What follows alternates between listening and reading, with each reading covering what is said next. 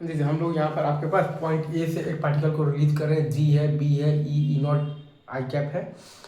Particle is release from A with speed V, और वो आपका बी पॉइंट पर पहुंच रहा है, स्पीड दिया हुआ है 2v, हमें ई नॉट निकालना है।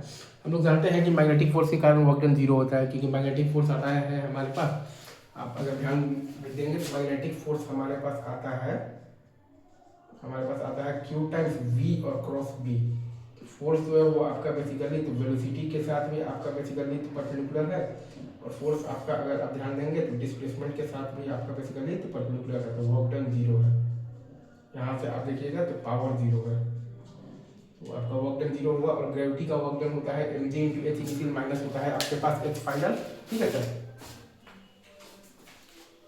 और आपका मतलब कि इलेक्ट्रिक फील्ड का वर्क डन आ जाएगा आपके पास Q into E naught into आ जाएगा आपके पास 2a और प्लस एम जी है, और बराबर है half M into 2v square minus half M into है आपके पास वी स्क्वायर के। यहाँ से आप ई नॉट निकाल लीजिए। सिंपल सिंपल सा वर्क एनर्जी थ्योरम का ये सवाल है आपके पास बैठ का, ठीक है सर।